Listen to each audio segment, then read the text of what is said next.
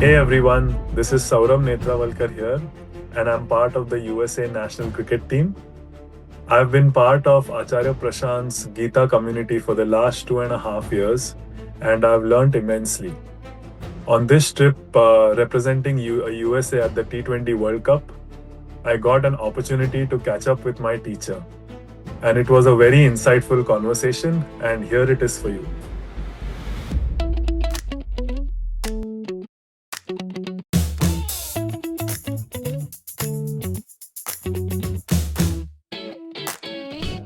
No, we can rule. Yes, yeah. They say it's too good to edit. Yeah. I've heard you use also a lot of cricket analogies in your talks. And I've heard you also used to bowl left arm and bat righty. I also do that. I used to bowl at the stumps directly when I was a kid. There was not a dedicated ground or even a proper pitch. But my backyard had enough empty space. So there were those 22 yards and a little bit of run-up available. Oh wow, nice. I would bowl at the stumps. But that meant that my natural length became fuller. Fuller, yes. Because there is no batsman. I was bowling directly at the stumps. It took me, when I reached college, it took me time and practice to get to good length. Put the length back, yeah. But that also meant that I developed a good Yorker because I was bowling directly at the stumps. Height was a barrier when it came to pitching it short. So I used shoulder as much as I could to be an effective short pitcher. Suppose you need to be at least 6 or something. To get little extra out of the pitch, yes. So Malcolm Marshall was 5'10". He used to have very good wrist. Wrist से उनको ज़्यादा bounce मिलता था. I think the community through the teachings is doing the best at it. How can me at an individual and what else can be done? And I see that in the community as well. Like you prep for your questions, you listen to the session and then you post your reflections. Slowly, like I turn to the community, I guess hopefully more people will join in. Our destruction inside us, as if the heart itself is a ticking time bomb. The individual will have to be awakened, and that's the role of the Gita community you're a part of. Yeah, I had a question relating to that in the podcast. We can rule. Oh, I can ask it? Yeah, fine. Your time was quite competitive also. Yes. From your own area, Zahir, Agarkar, these guys. Yeah, I used to be in and out of the side. I played for Mumbai, Ranji Trophy. Under 19, I played for India in 2010 World Cup. Then engineering I was doing 2009 to 13. That was very exactly clashing with my peak under 19 days. Somehow I balanced both and like juggled. In fact, it's an interesting background. Most professional sports persons do not have the kind of academic pedigree you have. So to have managed both is remarkable. So Acharya ji, my question was essentially, I'm tying down my journey to the teachings now that I can look back to it. So I've always grown up having a deep existential crisis. Ki, chal kya, what's going on in the world? How does the world work? So I naturally gravitated to math and science. And in my community was cricket crazy. So I've always, like day night, I used to play cricket in the building. And that's how I grew up with these two loves. And somehow came through the grind, age groups and all that. But like, in India, both fields are so time demanding. You need to practice 4-5 hours and then there is the travel time. I grew up in Bombay, so I used to go into the local trains of Mumbai after school and all that. So somehow through the support of my parents who used to help me do my homework in the train and all that. And then my coaches also helped a little bit. But it tested my passion and my love for the game. Engineering time and my 11th and 12th were the hardest years. I was actually prepping for IIT JEE as well. And when the JEE was there, I got picked for the Indian under-19 team. I couldn't give JEE. I played the World Cup. I came and I gave the state entrance exam. And then into the 4 years of engineering again, journaling, 5 hours attendance with the tournaments and all that. Somehow a path treaded, but certain things got lost as well. For example, I didn't have the cushion to spend extended time with friends and family, but still the true friends that had to stayed. And the teaching that came to mind now that I look back is the Ishavasya Upanishad first slok, where you say Ishavasyam idam sarvam tena tyaktena bhunjita, where if you're fully devoted to the truth shows you some kind of a door and something opens up. So I'm really grateful for that. But I see in India especially, I've seen both sides. On the engineering side, talented cricketers who, under either the pressure that they won't be able to manage both, they dropped the sport, or guys who are really good in sport, they dropped out of school and they gave their best. But in cricket especially, there's a very low rate of success because there are just a few seats in the Indian team and you don't get grades all the time. And then I see them now struggling to make ends meet. So what's your take on how one should approach it when one loves something, and how do they take that leap of faith? I myself was at least adamant that I had a deep interest in this. I wanted to know more, so that kept me going. What's your take on that? Sort of, one would like to frame it as an either or kind of dilemma. It's cricket or studies. It's passion one or passion two. Responsibility one versus responsibility two, or love. Responsibility and love. That kind of dilemma is how one would instinctively want to frame it as. But probably it's not that way. Probably there are more than two variables in the equation. We want to believe as if it's between X and Y. Probably there is S, T, U, V, Z, all hiding somewhere and consuming our time, energies, resources, and commitment. And since we are not talking of them, therefore their allocation remains untested, unquestioned, untouched. So let's say out of the 100 units of my life energy, my attention, time, money, everything, all that I may command as a person, out of 100 units of that, there is some 30-40 that goes towards X. And there is a new Y calling me, a beautiful Y, a deserving Y. It would appear that I'll have to allocate resources to Y from the 40 units that I presently allot to X. We do not question where the remaining 60 is going. That's the STUVZ. They sit, they hide, and they very quietly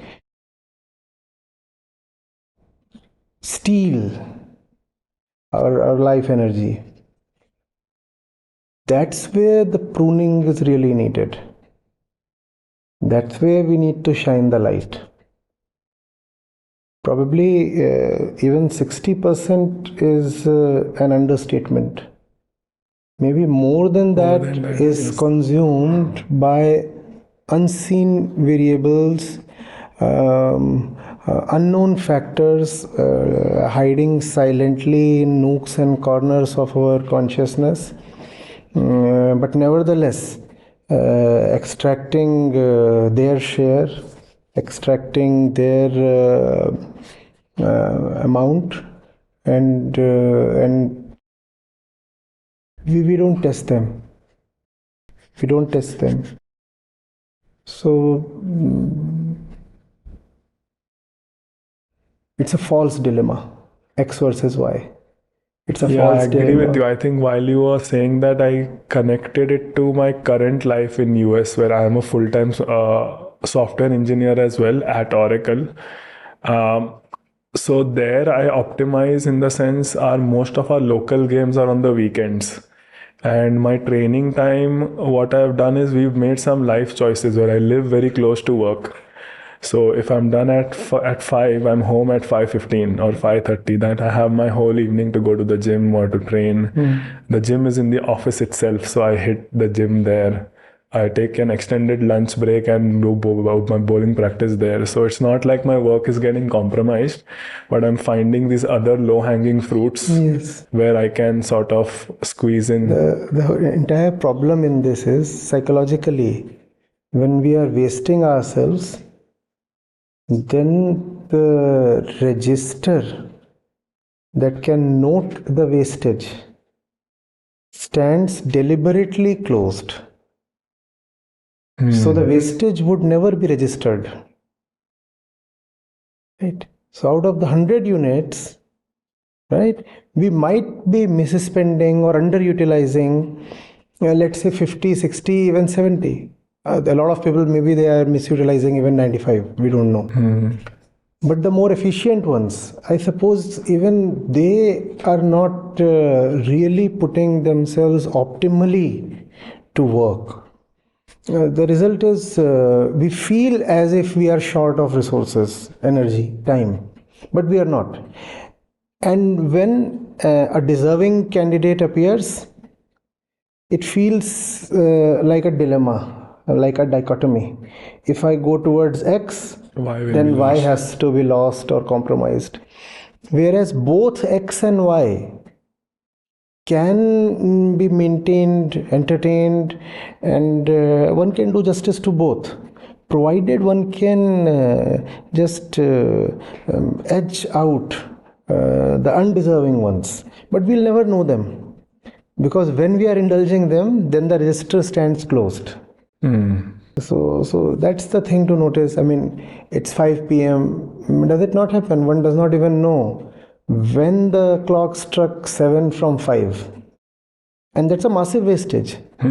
There is so much that could have happened in those 2 hours. I mean, imagine, I don't suppose most people gym beyond 2 hours. Yeah. Even end to end, it is within 2 hours, right? But 2 hours can be just loafed away. Yes. 2 hours, one is in a reverie and one does not know. Let's say, well, it's 2 hours. Yeah. So, but 2 hours of gymming sound like a lot. One has done so much. If 2 hours of gymming mean a lot, then 2 hours have equal value anywhere. Why do we not then acknowledge the wastage that happens when one is lying on the bed? When is lying on the bed, and then it's taking 1.5 hours to finally sleep. 1.5 hours is a lot, and 1.5 hours happening daily. And if you can even compound the wastage, that amounts to a substantial fraction of the life itself. Yes, definitely. But one doesn't want to look at it, because that would mean questioning one's idle pleasures. Yes, yeah. And we want to call that as personal time or me time, or many things. That's about me. Do I always have to be productive?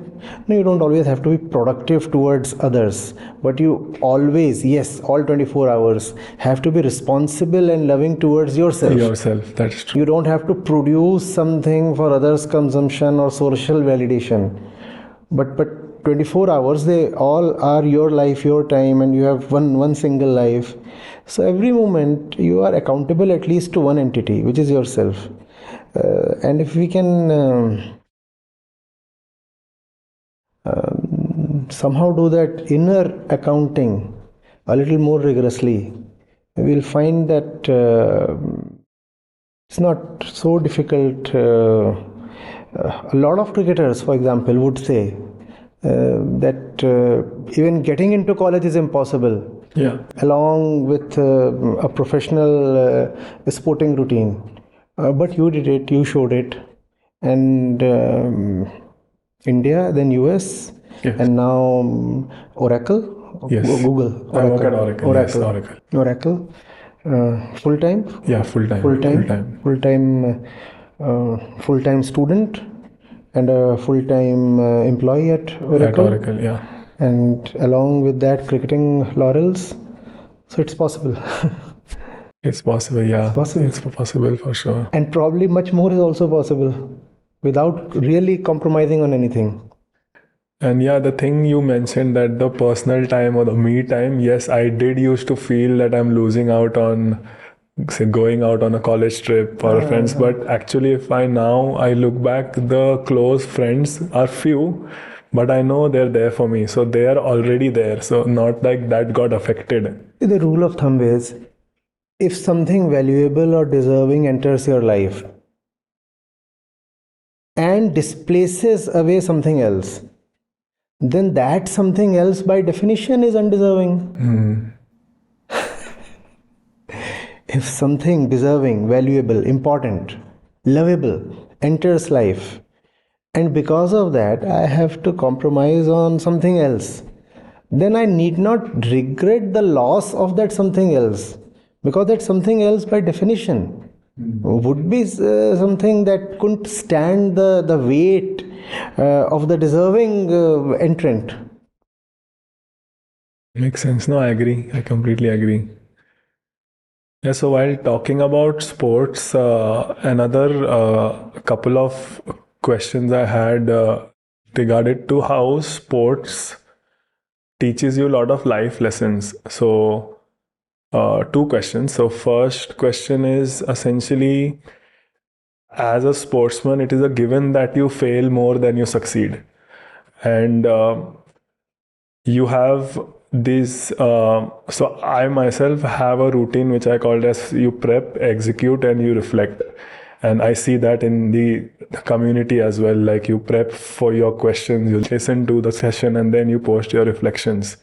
And that process, essentially, even if you do that to the best of your ability, like you prepare well, you eat well, you train well, still most of the time you might fail on the field. Like you might still lose the game, or you might still get hit. You hardly get 5 wicket hauls in your whole career. The best guys, they would have got 15, 25 wickets haul, or hundreds of the great Sachin sir, but he would have played more than 1,000 games. So that is a fact. So it ties down to the session we had a couple of days back, where we were talking about checking the results of our actions. But I think we shouldn't just check the material statistical outcomes, but the process outcomes, where what did I plan to achieve in the session? Did I actually achieve that? Did I get 1% better every day? Yes. And if that is a check and you still get out on a zero, that's still a win for you. Right. So results are not in binary. Results at the Vyavaharik level, at the level of the practical reality, are always relative to where you stand. So if your mental model, as we were discussing, if your mental model results in improvement over where you have previously been, then the model holds good. Result does not mean it's a binary between victory and defeat. Obviously, you might bowl a beautiful delivery, Get hit for 6. and it not only get hit for 6, it beats the batsman, beats the stumps, also beats the wicketkeeper. Yes, yeah. They say it's too good to edge it. Yeah. And the batsman gets a 4 because it swung so viciously, even the keeper couldn't gather it. And that's what you get for bowling a beautiful ball. It happens. And rank bad deliveries, sometimes you get a wicket. You get a wicket on a full toss. On a full that toss. happens a lot of time, especially in T20. Yeah. So It's not about a particular outcome relative to other. It is not about whether you could beat the other in the form of the batsman. So yes, it is relative, but not relative to the other out there. Who is uncontrollable. Who is uncontrollable. Correct. It is relative to this one. Was this delivery actually better than the one I have previously bowled? Am I a better person? So that's the improvement. That's the result one has to keep an eye on. Am I getting better? Am I getting better? External results, frankly, no one has any control on. Just no control at all. Therefore, makes no sense bothering too much about them. We glorious uncertainty, especially in cricket. You can get out the first ball. So much can happen. I mean, once it's not even something that happens on the field in terms of numbers and stats and performances. You sprain an ankle as a fast bowler, the entire career is gone. Especially fast bowlers, they are prone to all kinds of injuries: shoulder, back, knees, ankles, just everything. So how does one control that? And one did nothing. I mean, one could slip. The foot lands wrongly, and the career itself is gone. So it's not about variables outside of oneself. It's about the inner thing. Am I getting better? So I do something, and then I must check whether this is leading genuinely to an inner improvement. Inner improvement in two terms: my own performance relative to myself, relative to my own previous performance. Second, do I feel more fulfilled? Yeah, the honesty to yourself is important. Do I feel more fulfilled? Makes sense. I think, this shift I learned from actually Ricky Ponting, who is my coach in one of the teams that I play for US. They are very process oriented. Like, we have proper data analysts day before the game. We have our plans. If I execute my plans and if I get hit, they don't question anything. They're actually happy.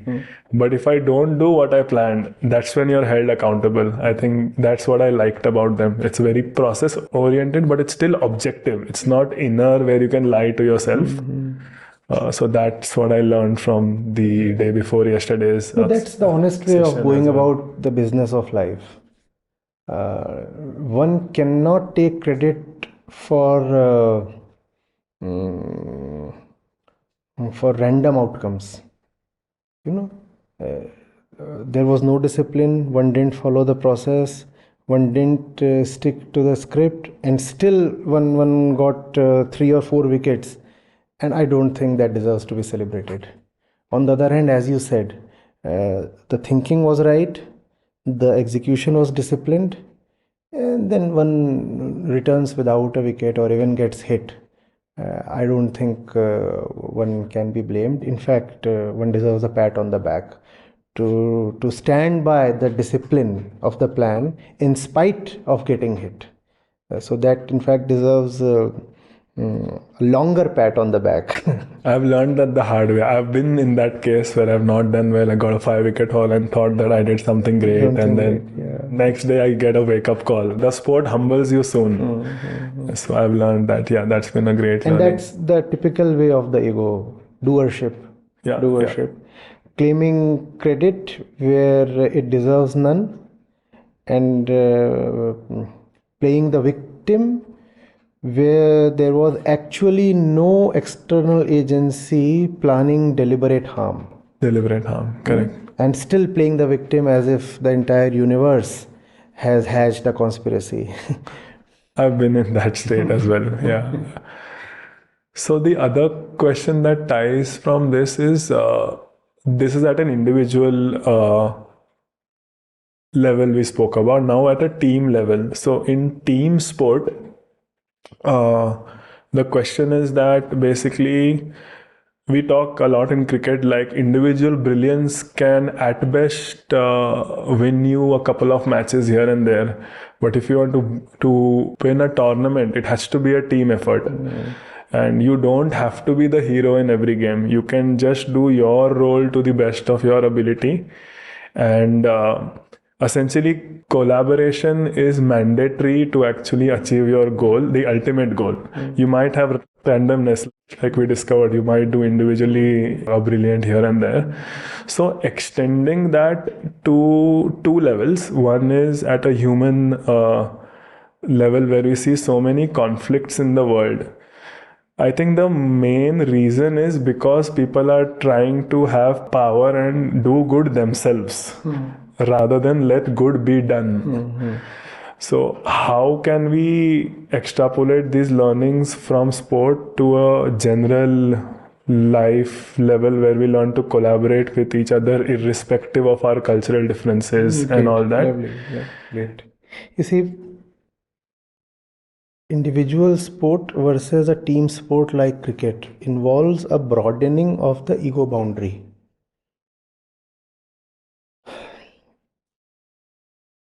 I am this body. When it comes to tennis, who am I? The I will be defined as this body. Correct. When it comes to cricket, the I will be defined as 11 plus 3 plus the support staff and coach and manager and maybe even the larger something. Do you get this? So when it comes to tennis, this I has to win for itself. It has to take care of only this one. When it comes to cricket, this I has to submit itself to the service of the larger I, which is at least the 11 people on the field. Right? So that demands a spiritual discipline as well. And the captain who commands the ship. And the captain who commands the ship. Instructions. Right. So that demands a certain spiritual sense. It's not about me. It's about this collective. Right? The unit is not the individual, but the team. The unit is no more the individual, but the team. In fact, the individual has to give up the I and subsume it to the identity of the team. And this is spiritual. This cannot I'm remembering Hanumanji here. Basically, you're submitting yourself to Ram. Submitting yourself. Yeah. No? It's as if the team is the body. And let's say you are the left arm. If the left arm starts behaving as if it's a separate individual, then the body will collapse. Because this does something else, the heart does something totally different, the kidneys behave as if they are sovereign, and the whole system gets dysfunctional and just collapses. If you extend the same analogy to the world, that's what is happening, I guess. Yes. The individual ego is anyway a myth. But in the day-to-day functioning, it appears to hold some ground, hold some validity. In team sport, therefore, something beyond individual brilliance is needed. In fact, we know of many players who could have had longer careers. Could they display better team spirit? Team spirit, yes. Right? We know of them. So they retained their place in the team as long as they were individually very brilliant and indispensable. But the day their career came to a little slant, they were dropped, not necessarily because they were performing badly, but because they were didn't fit in the team culture. Fit in the team. They didn't carry the team spirit. We also know of so many matches lost because the players didn't care about the interests of the team. We know of that, and that appears very awkward and one sees through that. Yes. Somebody trying to hit a six and getting out, and where the six is not even needed. The bowler getting angry and bowling short pitch stuff and getting hit for six. That happened on India's tour to England. Won the first test on the basis of not this tour, the one prior to this one. Won the first test because of short pitch bowling and got so excited because the pitches were favorable there. We don't get them in India. That they started bowling just too much short pitch stuff and were hit all over the park, and India lost that test and the series as well, 4-1 or 3-1. So if we extend that to the entire planetary community, you see what will happen. I'll have to forget my little self, my little family, my little this, my little that, and forget it not in the sense of compromising it, in terms of realizing that the interests of this one cannot be separated from the interests of everyone. And that's not a moral position to take. That's the reality. That's not a favor one is extending to somebody. One is just being real, because that's the truth.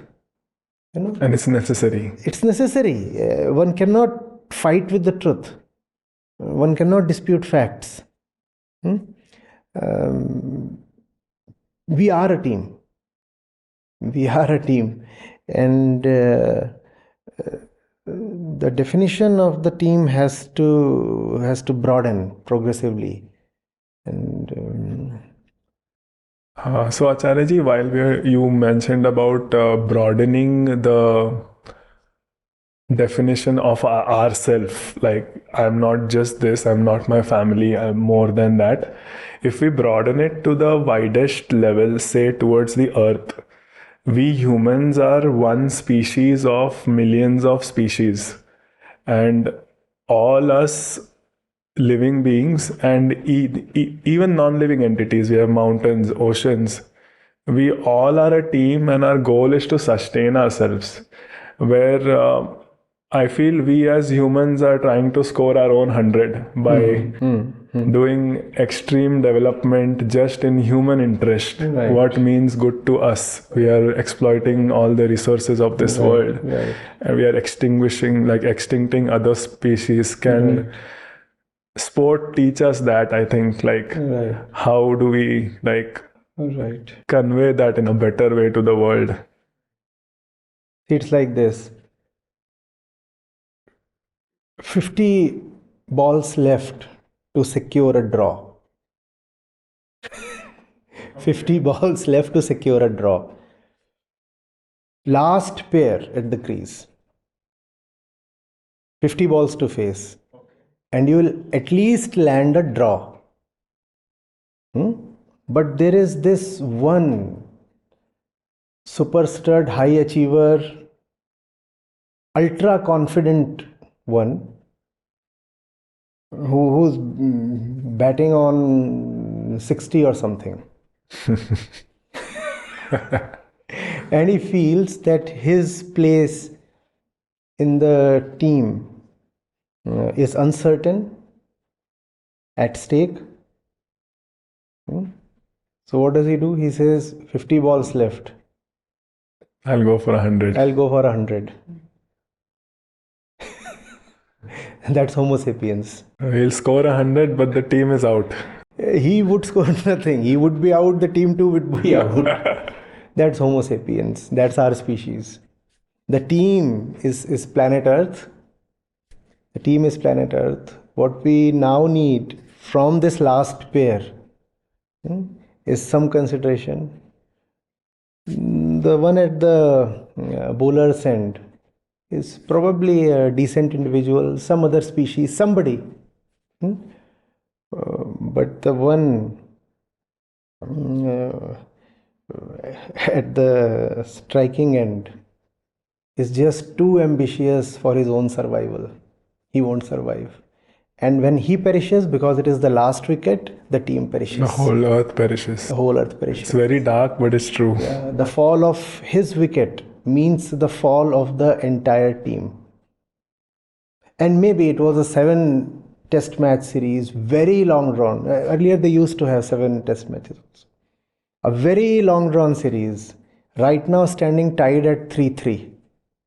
So this last wicket actually means loss of a wicket, loss of a match, loss of a series, loss of a championship.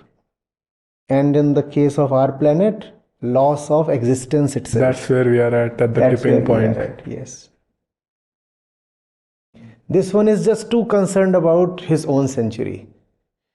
Can I enjoy a little more privilege, a little more comfort, more pleasures? Can I have them? And the crowd is cheering for him because the crowd are his type. So if he just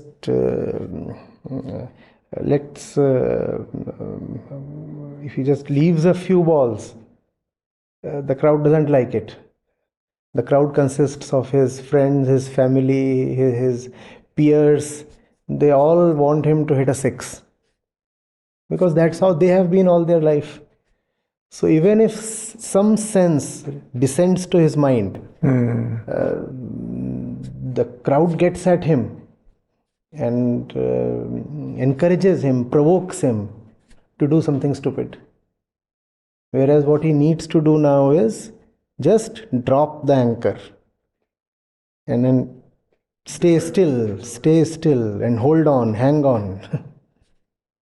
So I guess that ties down to him getting the right message. I think that's what the community is trying to do, where the other coaches and the captains need to send the right message that we're looking for a draw. And that only comes from self-knowledge. So the coaches, captain need to be trained.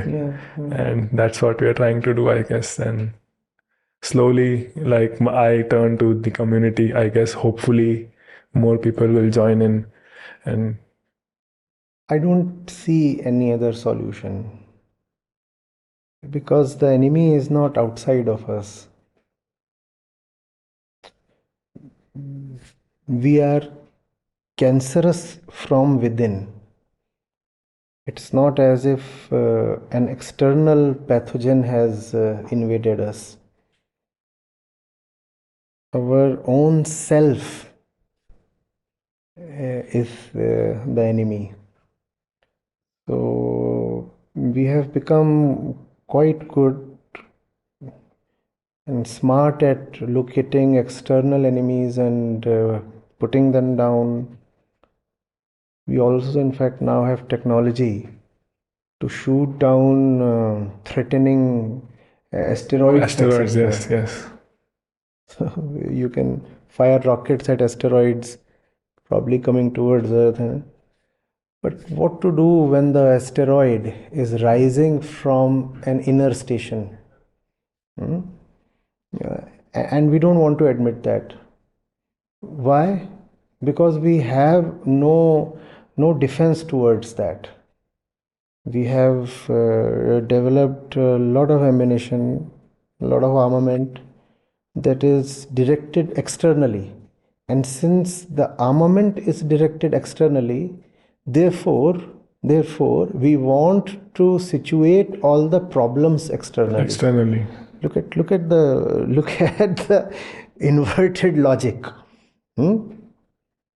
As they say, when all you have is a hammer, then every problem looks like a nail. Since the entire capacity we have developed is externally directed, therefore, even if we do get to faintly realize that the real problem lies within, we refuse to acknowledge it. Because if indeed the real problem lies within, we will have no method, no capability to cope with it. Historically, mankind has not developed any such capability. So we want to convince ourselves that all our enemies are out there somewhere. We don't have sufficient knowledge of the universe, or we still have not really mapped the oceans, or the cosmos still remains unknown. Some pathogens are still hiding under the ice sheets or in deep forests. We do not know them. Hollywood, for example, look at all the movies involving aliens. So all the threats are coming from outside. That's just not Star true. Wars and everything. Star Yeah, Wars. yeah. That's just not true. The real threat is inside. Hmm. And we are blowing ourselves up. The doomsday clock. 85 seconds to catastrophe, final destruction. Just this January it has been reset. And it's not doomsday because of an alien invasion. It's doomsday because we are carrying our destruction inside us, as if the heart itself is a ticking time bomb. The individual will have to be awakened, and that's the role of the Gita community you're a part of.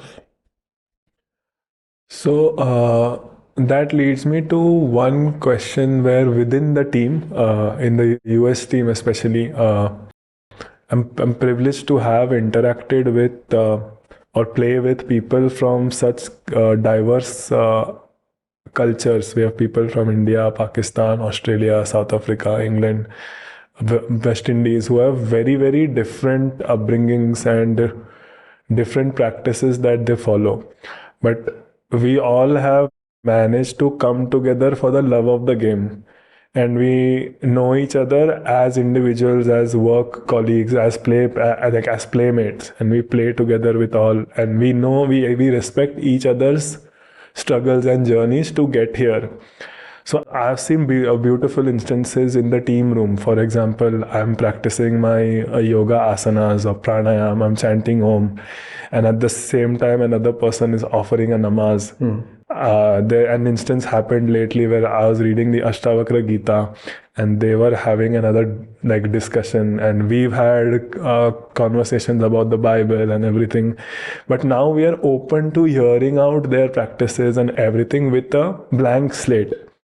And I've come to figure out that everybody is essentially seeking peace and love.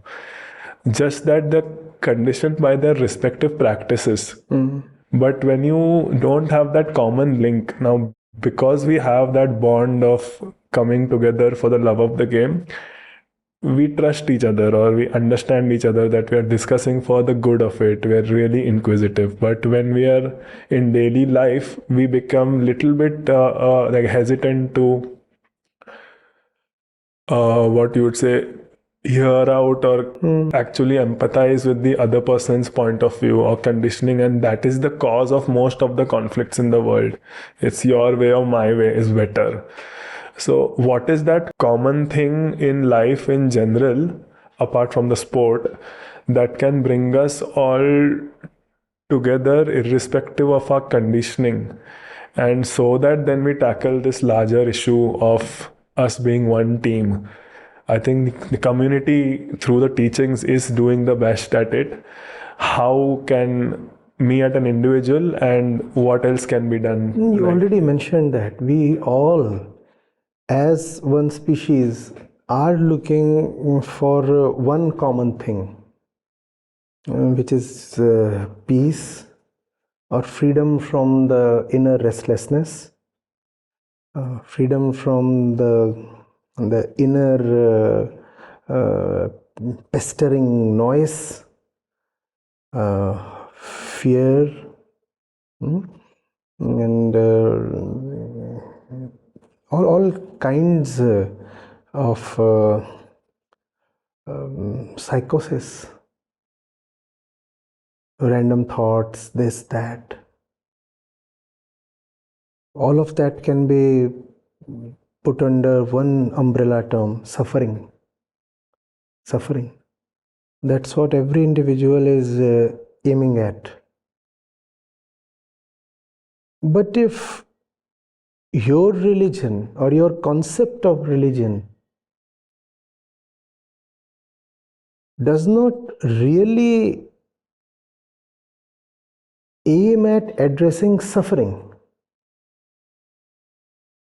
then, as you said, religion for you is just a fossilized set of practices, no? Having no existential use. It is as if you do not even expect religion to mitigate your suffering. That is the situation of most people. When it comes to religion, you ask them, what do you expect to get from religion? And you'll be surprised. Most people will not say that from religion we expect to get clarity or peace.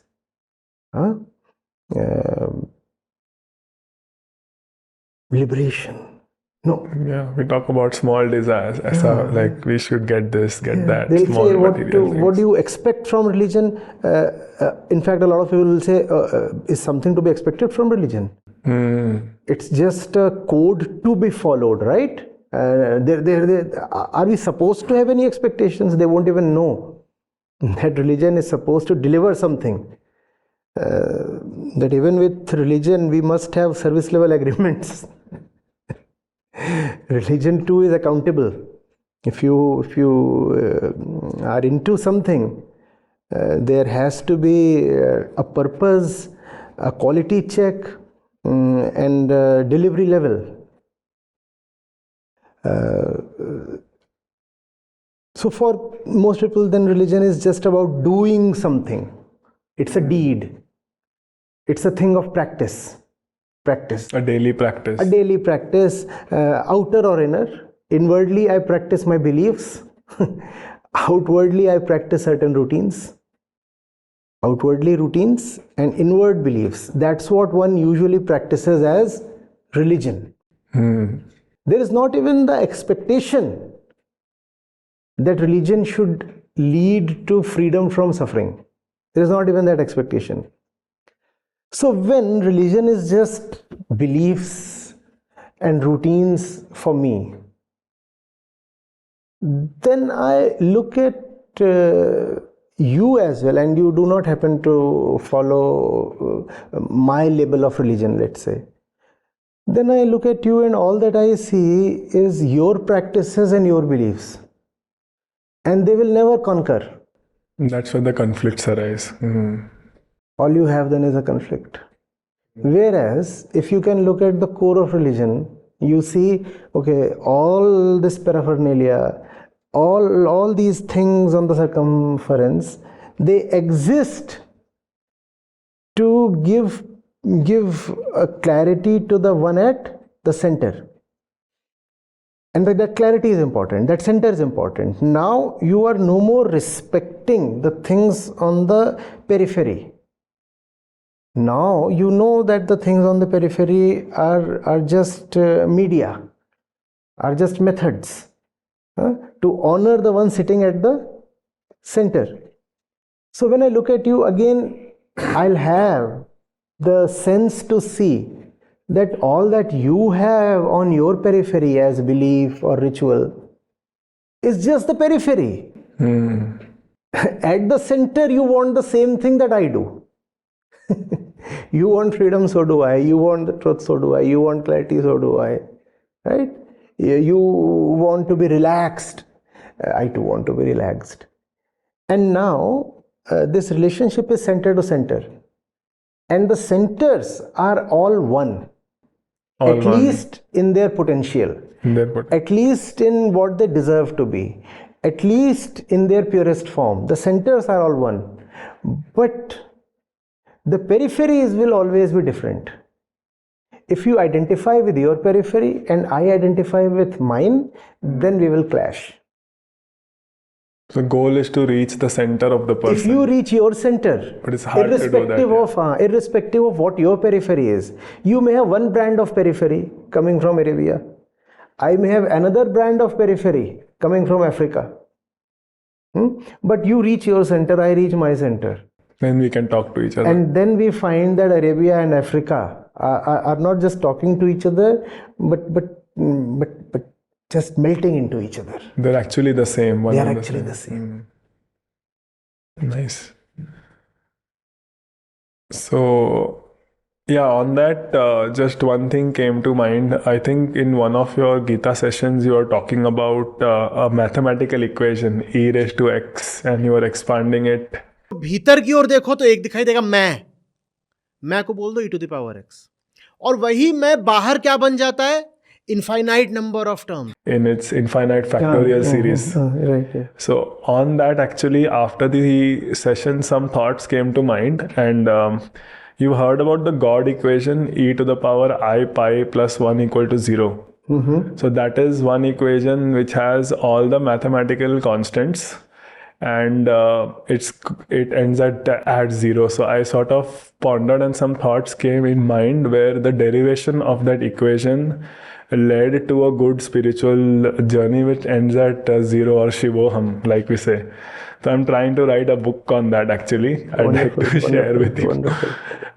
So basically, I part, so e raised to x is our state. Our x is very like the labels that we follow in our life, and outwardly we have infinite desires. That's the factorial series expansion. And then we realize that that's not fulfilling us. So then we try to develop a belief, or I, that is irrational, some irrational belief. And then we realize that each belief is taking us around in circles. Like you said, it's a daily routine that we do. We feel good for some time, and then we go about our day, and then back to square one. That's when we discover pi, which is the fundamental of a circle.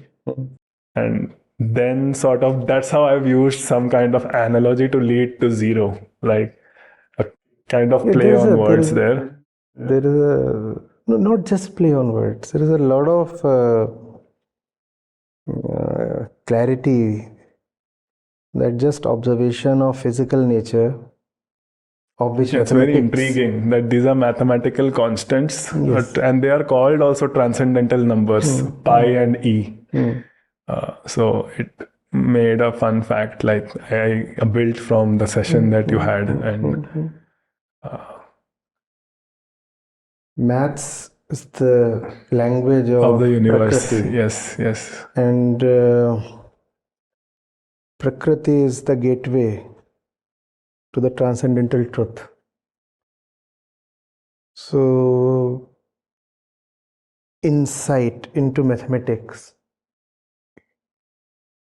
can become insights into the human being. Yes, It is definitely. Very much possible. In fact, that should be the proper purpose of mathematics. To not just take us to the geometrical nooks and corners of material, physical reality, but also show us a mirror to who we are. Because maths, you can see, measure it and prove it, especially physics as well. Now, if you see quantum physics, you can actually prove that the universe is dual in nature. So I took your advice. I think one advice you gave was that you mentioned that you read 2-3 books at a time of very different domains, and suddenly one chapter starts making sense in another. And I think that's what happened with me. I was reading some math lectures, I was reading Puranas and physics, and some things came to mind, and then just try to connect the dots there, and it just starts making sense. So I think that's what drew me to your teachings. And that also disrupts the ego, because the ego wants to compartmentalize everything. This belongs to this region, and that belongs to that region. And it's all one, actually. Yes. The moment it starts converging, the ego will have to cope with it by reducing or by redefining itself. And that new definition, it's still the ego, it's still not dissolved. Yes. But the new definition is a better one. Better one in the terms of being less rigid, less narrow, less divided. So helps to look at many things all at once, and if one can see the connection between this and that, a connection between a mathematical equation and a poem, a connection between a man-made building and a natural structure, some hillock maybe, or something in a jungle, helps drop the boundaries. Ego loves the boundaries. If you can see through the boundaries, that helps you get wider. Yeah, and it's very fascinating how small things can teach you a lot. Like, I remember another koan I think you mentioned, where raw fruit, if you pluck it, it takes a lot of effort and it damages the branch. But when the fruit is ripe, the teacher will just give a push and it gets plucked out. It drops nicely. So small things matter. The physical things that you observe can teach you a lot. I think that's what I've learned as well, to just observe things. The reason is the ego too is some kind of a physical product, even though it is unreal. Yet even that unreal construct arises out of this physical infrastructure. So laws of physics as well as observations about physical universe, this physical nature, they all apply to the ego. That's the reason you can have beautiful wisdom tales and koans and all these Bodh stories, because by looking at something physical outwardly, they point at the ego inwardly. And that kind of mapping is possible only because the dimension outside is much the same as dimension inside. You have laws of physics, laws of Prakriti, all operating outside. They are operating inwardly as well. The difference is not much, just that there it is optically visible. The senses are outward. Senses are outwards. Inwardly it is subtler. But much the same thing is happening there. There is an outer clock, there is an inner clock as well. It takes time for the fruit to ripen before it can just, fall from the twig. Similarly, if you see Ashtavakra Gita you mentioned. I'm reading it right now. You're reading it right now. One of the verses will talk of Praud Virakti.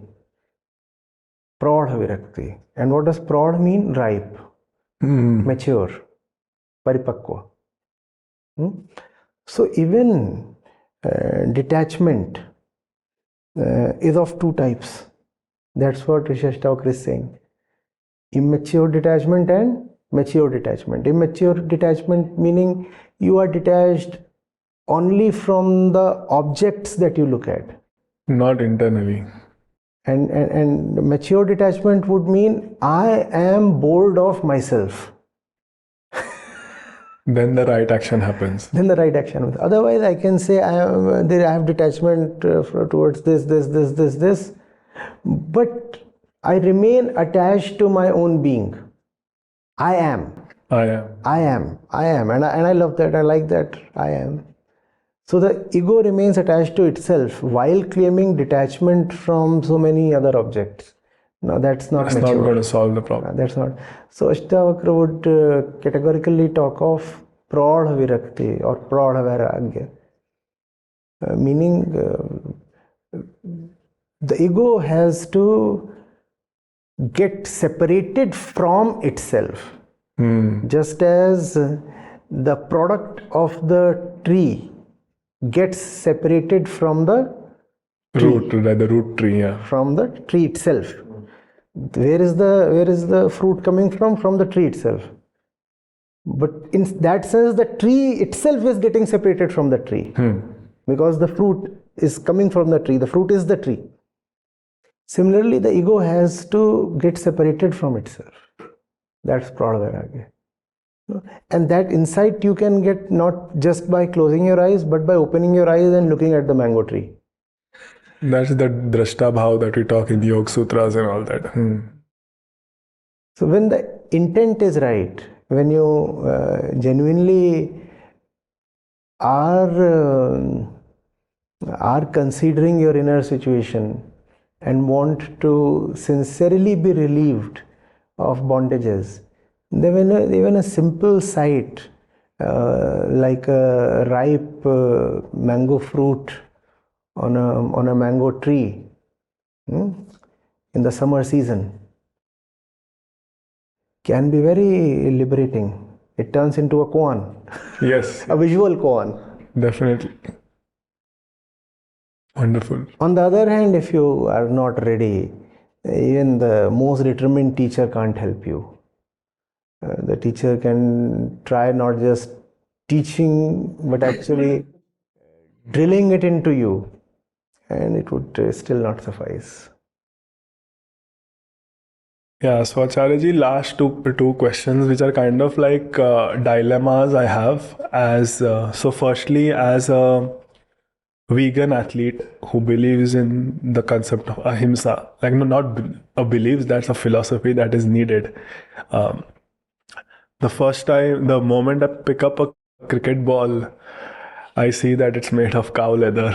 And the more I start delving into supply chains of the various products, not just limited to the sport, now life in general, we try our best to like be conscious, but it's a big rabbit hole where the entire society is deeply conditioned to have cruelty embedded in the supply chain.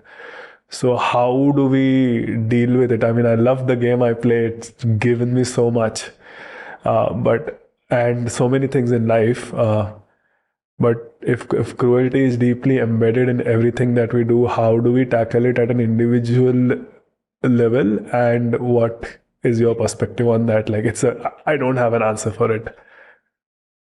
No, that cruelty is not an object that's embedded in an external process. It's not an external object intervening, interfering, dominating, doing things of its own. No.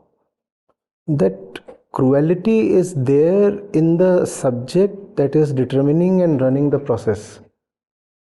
So irrespective of how you draw and define the process, if the doer is cruel, there would be cruelty in the process. Because I'm running the process, no? I'm running the process, and if I happen to be cruel, I'll run it in a cruel way. Otherwise, getting rid of these cruelties would not even take months. Exactly. Or not even months, maybe weeks. Now we have so much good tech to actually easily replace. I mean, we have rockets and their noses withstand temperatures of thousands of degrees, right? We have stealth technology and the bombers are flying over thousands of miles and their cross section is smaller than that of the smallest bird. We know material science. We also know manufacturing. We can't manufacture a damn cricket ball without using animal products. It's impossible. It's impossible. What are all our labs for? Tell me one thing that would be needed in a nation's war effort, and see how the labs just get together to produce it in no time. So it's the intent then. It's the intent. It's a choice. It's a choice. The way we are going, if an animal species goes extinct, won't we find a replacement for its products? We would.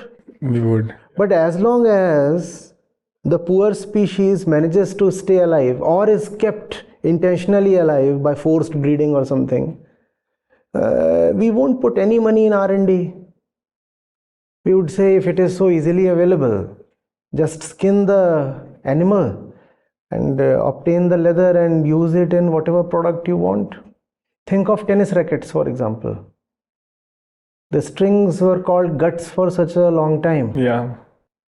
All that is largely gone now. Mm-hmm. In fact, most of the sports involved animal cruelty, products coming from there, even musical instruments. But now there are substitutes available because technically it was never difficult at all. All that was needed was the intent. It's just that effort, if you talk in software terms, to migrate a legacy system into a next gen technology, there is effort to. There is effort. Maybe we don't want to take that effort. We don't want to take that effort. Even though the legacy system is cumbersome, inefficient. We still stick to that, yeah. Yeah, but we would say COBOL would do. Just because somebody has done it and it seems to be running.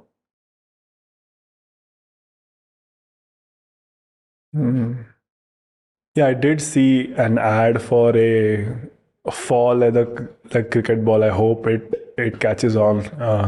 So I'll be following that. So that was one thing that really means a lot to me. In fact, leather is to some extent going out of fashion.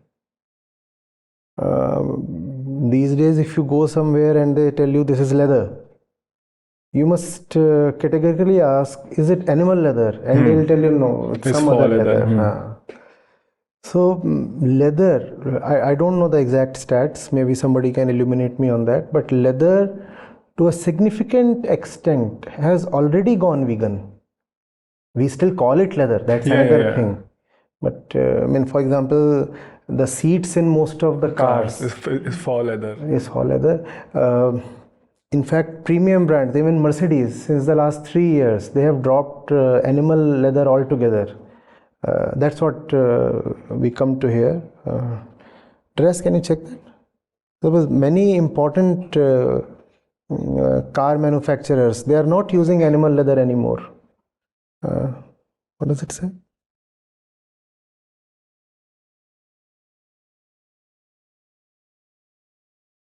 Vegan leather market growing at a CAGR of 11%.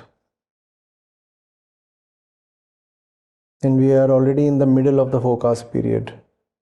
So the prediction seems to be holding true. How much is this out of the total leather products market? I mean, if it's even 10%, I would not be disappointed. Yeah, Tesla has Mercedes faux also. leather. Mercedes yeah, Tesla has faux leather. In fact, it has started sounding a little regressive and brutal. If you demonstrate animal products on your body or in your surroundings or as your possessions. It hasn't reached food yet to that level. Food yet, but it's slowly becoming a part of culture and consciousness. You know, if you shoes, so many brands, they first introduce vegan leather experimentally. Now most of what they have is vegan leather because it's relatively inexpensive also. Belts, waist belts. Again, it's easier to find a vegan waist belt now. And easier to convince the people also because they're not foregoing their sensual pleasure for that. Right. Like food is hard because taste is Yes.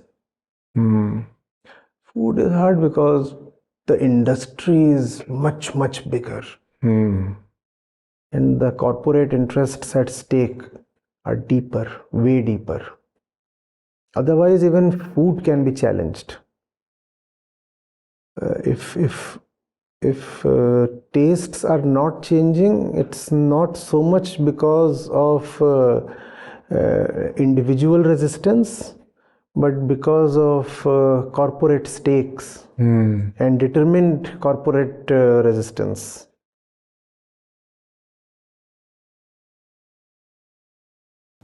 $54 is to 46. 54 is the animal leather used and now it's 46% of. Oh wow. 46%. Traditional leather is 5.7 to 7. This is genuine and then there's croc as well. So it's 11.1 for vegan versus about 5 for traditional. Oh, that's good to hear then. That's very encouraging. Very encouraging. Okay, I'm glad. Okay, that's good to hear. So it's coming to the cricket ball soon. Yeah, okay, hope so. It's coming to the cricket ball. Yeah, Acharya ji, last one, being in the tech field, I work as a database software engineer. I work in search technologies.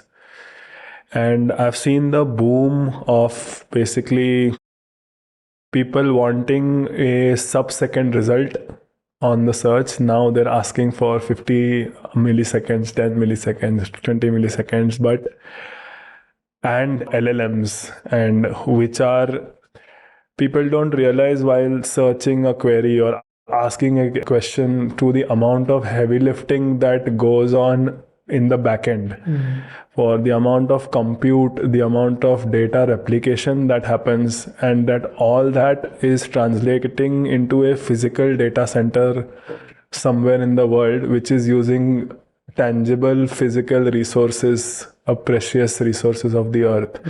So where do we draw a line in terms of, but at the same time, this podcast and great content also comes on the same platform. Well, where do we draw a line that we're good enough for? Now let's focus on the quality of the content that we spread on the internet versus trying to unnecessarily over-optimize or overkill for, as compared to the resource usage. We must know the value of something, real value. And this is the way the equation must proceed. I must know what I need, truly need. Not a conditioned need, not a flimsy need, not an impressed need, my real need.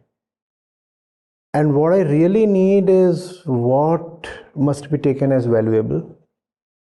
So need determines value, and value must determine price. What I really need is valuable. And if it is valuable, that must reflect in the Price. price. And that which is not needed but being supplied And over-optimized for. must not be allowed to hold a price or hold a market. Hold a market.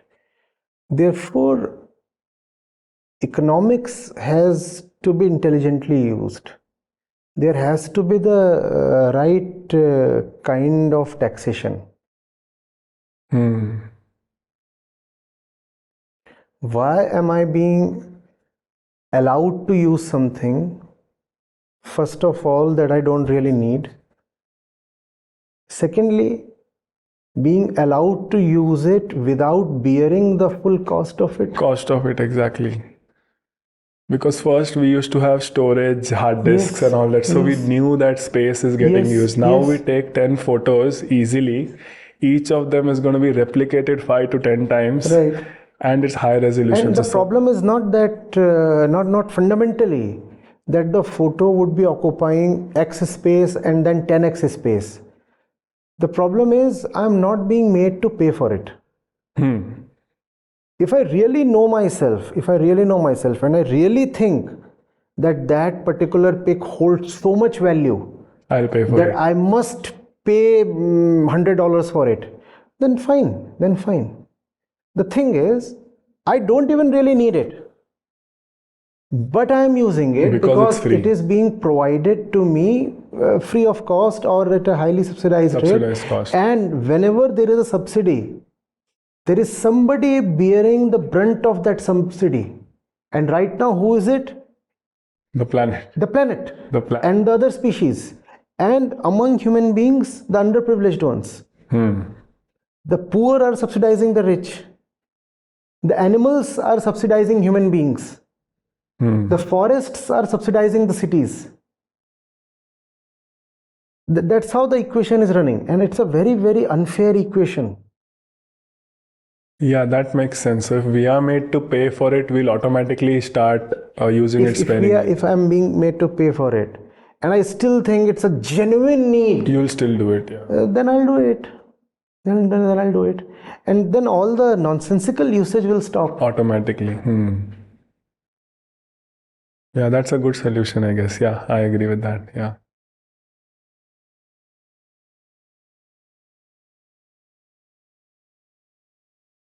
Yeah, I guess that's all I can think of right now. Really grateful for this opportunity to You're most welcome. get to talk to you, and yeah. I had a golden opportunity to meet in person and attend Acharya ji's session in person, and I can confidently say that my entire perspective towards life has transformed, and it has immensely benefited me both in my career, in my personal life, and every aspect of life. And I've started viewing life in a Vedantic sense, in an Advaita sense, and there's no more disconnect anymore in between what science and technology teaches you versus what true philosophy teaches you. And it helps me unite both these aspects and be in a pursuit of seeking instead of believing one thing and living a different practical life. So specifically talking about the connecting the teachings to my sports, my cricket career, I've started seeing every cricket game or every tournament as an opportunity to learn life lessons. I've viewed the sport in a Vedantic sense now, where I get to experience the failures, the success, and I get to observe how my body reacts to success and failure, and an attempt to remain calm through all of that and focus on the essence of observing myself, observing my desires, and instead of being goal-oriented or judging myself based on the outcomes of the matches or tournaments. And I'm trying to get better as a human being every day. And that's the shift that has happened from just being goal-oriented and stats-oriented. That's in the sports sense. In the personal relationship front, I've started having much more deeper and philosophical conversations with my wife, my family, and that has helped me understand their inner state of mind, and we've been now able to help each other deal with our own doubts, and in turn we engage with more of the teachings. And yeah, it's an iterative process that we are continuously discovering our own flaws and helping each other out. So it started that process of deep thinking and observing like everything that we do in our daily life. So I would say the teachings unite every aspect of life, and it unites all cultures, all religions, and it can help bring everybody together under one umbrella. Hence, I strongly recommend everybody to connect with the community and to start their own journey with the teachings. Thank you.